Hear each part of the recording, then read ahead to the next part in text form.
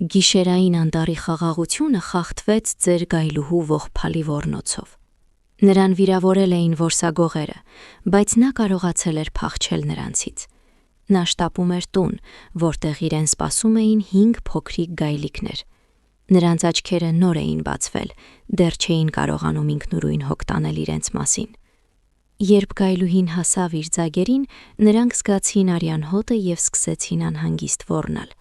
Գայլուհին հասկանում էր, որ չի դիմանա վերքերին, եթե մի քիչ ավելի երիտասարդ և ուժեղ լիներ, կկարողանար բուժել դրանք, բայց հիմա ոչ։ Նրան մտահոգում էր միայն ձագերի ճակատագիրը, պետք էր փրկել նրանց։ Նա որոշեց ծայրահեղ քայլի դիմել։ Այդ անտառում տարիներ շարունակ աշխատում էր անտառապահ մի տղամարդ, Արմենը։ Գայլուհին ճանաչում էր նրա հոտը, նա երբեմն կերակրում էր նրան,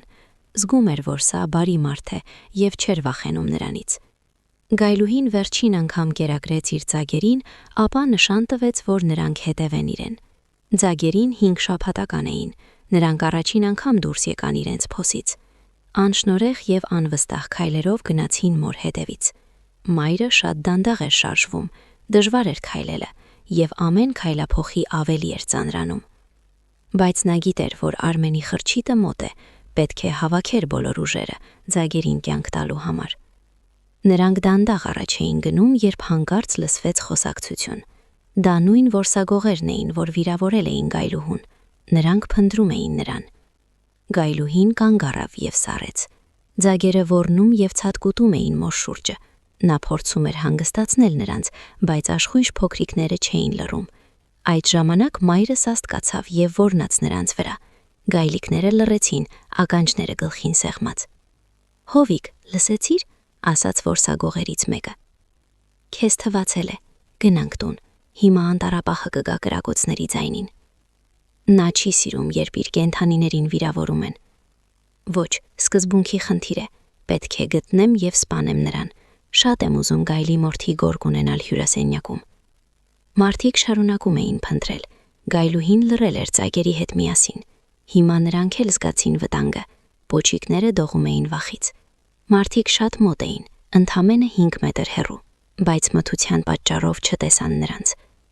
Հանկարծ անտառում լսվեց շարժիչի ձայն, ծառերի միջով երևում էր մեքենայի լույսը։ «Ասացի չէ, որ անտառապահը կգա», ասաց որսագողերից մեկը։ «Լավ, միևնույն է կմեռնի։ Ցավում եմ միայն, որ տրոֆեյ չեմ ունենա։ Գնանք մեքենա»։ Որսագողերը փախան, այդպես էլ չգտնելով գայլուհուն։ Երբ նա համոզվեց, որ նրանք չեն վերադառնա, շարունակեց ճանապարհը։ Գայլիկները ցատկոտելով վազեցին մոր հետևից։ Մեկը նրանցից ավելի թույլ էր, դժվարությամբ էր հետևում, անընդհատ ընկնում և կպչում ճյուղերին։ Գայլուհին նկատեց, որ նա հետ է մնում, բայց ուժերը լքում էին իրեն, պետք է շուտ հասնել խրճիթին։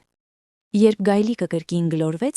գայլուհին բերանով բռնեց նրան պարանոցից և կրեց բերանով։ Մոտենալով խրճիթին, նա զգաց անծալոտ հոտ, մարդու և քաթի հոտ, որ նախկինում անտառում չկար։ Հետո լսվեց մանկական լաց։ Գայլուհին գնաց հոտի հետևից և գտավ զամբյուղ։ Քթով հրեց այն և ներսում ինչ-որ բան շարժվեց։ Այնտեղ նորածին մանուկ էր, ոչ ավելի քան 1 շաբաթական։ Ինչպես էր այդպիսի փոքրիկ մարդը հայտնվել անտառում։ Գայլուհին չվնասեց անմեղ երեխային։ Հակառակը, որոշեց փրկել նրան։ Զամբյուղը դրեց իր թույլ գայլիկին, ապա բերանով բռնեց զամբյուղի եզրը և քարշ տվեց դեպի խրճիթ։ Մյուս գայլիկները վազում էին մոր հետևից։ Մի քանիսը նույնպես ցատկեցին զամբյուղը, զբոսնելու։ Հասնելով Արմենի խրճիթին, գայլուհին ընկավ գետնին։ Քթով հրեց զամբյուղը դեպի դուռը, մյուս գայլիկները ցատկեցին ներս։ Նա դեռ մի քիչ քարշ տվեց բեռը, հառաչեց վերջին ոռնոցը, գլուխը դրեց խոտին և փակեց աչքերը։ Ձագերը ողբալի ոռնում էին, քթներով հրում մոր կողերը, բայց նա չէր արձագանքում։ Նրանք այնպես էին լալիս, որ լսողի սիրտը կսեղմվեր ցավից։ Վախեցած գայլիկները վերադարձան զամբյուղը և սեղմվեցին իրար, իրենց մորթե կողերով։ Արմենը երեկոն անցկացնում էր գիրք կարդալով, սիրում էր լարված դետեկտիվներ։ Հանկարծ լսեց գայլի ոռնոց և ոռնոց դրան մոտ։ Անտառում սովորական էր, բայց այս անգամ շատ մոտ էր։ Անտառապահը որոշեց նայել։ Շեմին տեսավ զամբյուղը, որտեղ խռնվեին գայլիկները, սեղմված մանուկին։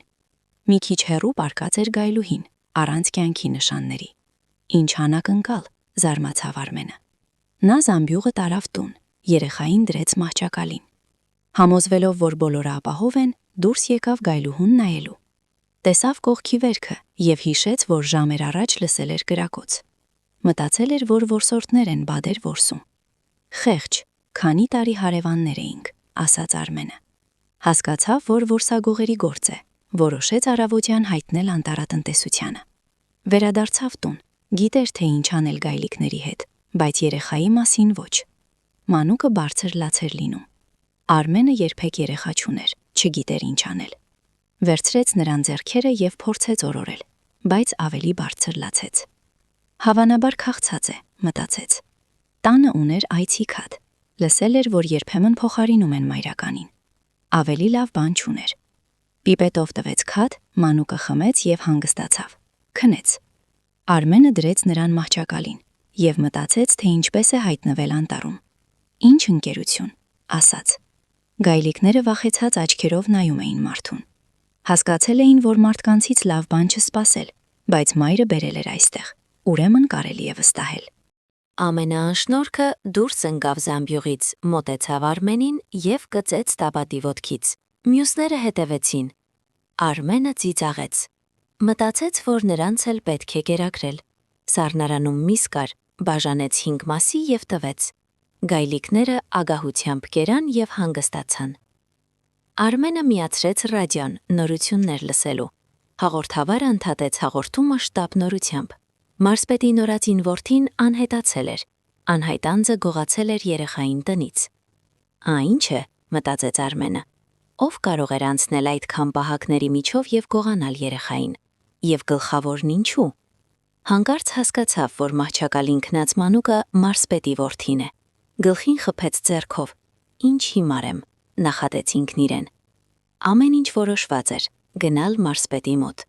Մարսի բոլոր բնակիչները գիտեին, թե որտեղ է ապրում նա։ Գիշերը չգնաց, մնացին մինչև առավոտ։ Առավոտյան Արմենը հագավ ավելի կոկիկ հագուստ, լվաց երեխային եւ ճանապարհ ընկավ։ Մանուկը զարմանալիորեն հանգիստ էր։ Ճանապարհը 2 ժամ տևեց, երեխան ողջ ճանապարհին քնած էր զամբյուղում։ Շուտով տանը կլինես տղա, ասաց Արմենը։ Հասավ շքեղ առանձնատուն։ Բարձր ցանկապատը թաքցնում էր բակը։ Դեռ չէր հասել դռանը, երբ պահակը բացեց այն։ Տեսել էր տեսաքցիկներով անծանոթ մեքենան։ Պահակը ոչ բարեհամբույր էր, Արմենի տեսքը եւ մեքենան վստահություն չէին ներշնչում։ Ինչ եք փնտրում, խիստ հարցրեց։ Եկել եմ Հովանես Հովանեսյանի մոտ, կարծում եմ գտել եմ նրա որդուն։ Պահակը ինչ-որ բան փոխանցեց կապով եւ թույլ տվեց մտնել։ Արմենը զարմացավ բակի ծառերով եւ շքեղությամբ։ Ինչպես են ապրում մարդիկ, մտածեց։ Պահակը դարավ հյուրասենյակ եւ ասաց սպասել։ Մարսպետը Հովանես Հովանեսյանը դուրս եկավ տնային հագուստով, բայց շքեղ։ Տեսքը անհանգիստ էր։ Թվում էր ոչ շատ ուրախ, որ երեխան գտնվել է։ Մայրը չէր շտապում տեսնելու։ Ամենը տարօրինակ էր թվում Արմենին։ Հովանեսը նայեց զամբյուղին եւ գլխով արեց կողմը։ Արմենը շրջվեց եւ տեսավ նույն պահակին, Կարենին։ Նա գնաց ինչ որտեղ։ Ապա Մարսպետը հանկարծ շպտաց եւ վերցրեց երեխային։ Դե Դավիթ ջան, տուն վերադարձար։ Չգրկեց, չսեղմեց կրծքին, ինչպես կաներ հուզված հայրը։ Հետո կանչեց դայակին եւ տվեց երեխային։ Արմենը վախեցավ այդպիսի կտրուկ փոփոխությունից։ Ժպիտը կարծես միացրել էին կոչակով, շատ անբնական էր։ Բայց Արմենը չտվեց նշանակություն։ Մարդը հուզված է, նյարդերը կարող են խաբել։ Շնորհակալություն, հանգիստ ասաց Հովհաննեսը։ Իրոք գտել եք իմ որդուն։ Ինչ է քո անունը։ Արմեն։ Գայլուհին բերել է իմ խրճիթին։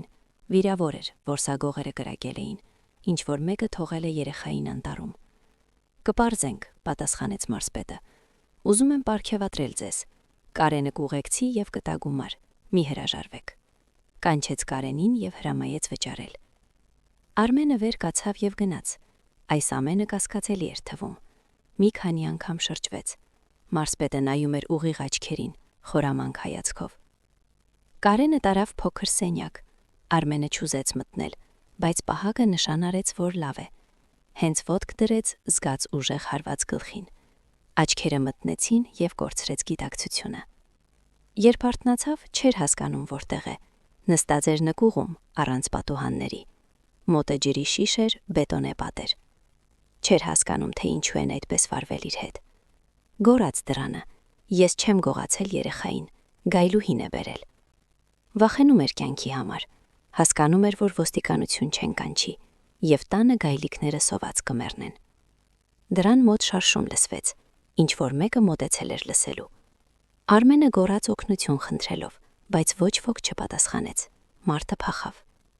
Արմենը նստեց հատակին եւ սկսեց աղոթել։ Անցան ժամեր, գլխացավը չէր անցնում։ Հանկարծ դրան մոտ խոսակցություն լսվեց,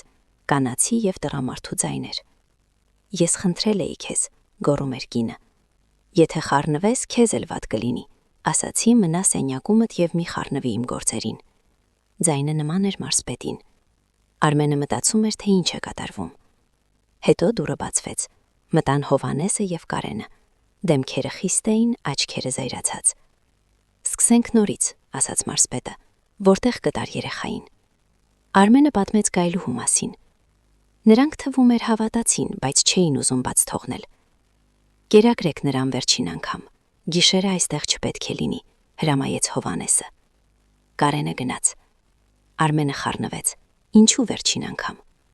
Կարենը բերեց ուտելիք։ Արմենը հարցրեց, թե երբ կբացեն, բայց լռեց։ Կերավ եւ սպասեց։ Հանկարծ դուռը բացվեց դանդաղ։ «Այստեղ եք», շշնջաց կանացի ձայն։ «Այո, ազատեք ինձ», գոռաց Արմենը։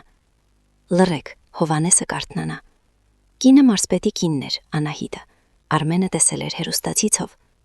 Նրանք դուրս եկան նկուղից, անցան գարաժ։ Անահիտը բացեց դռները։ Արմենի մեքենան այնտեղ էր։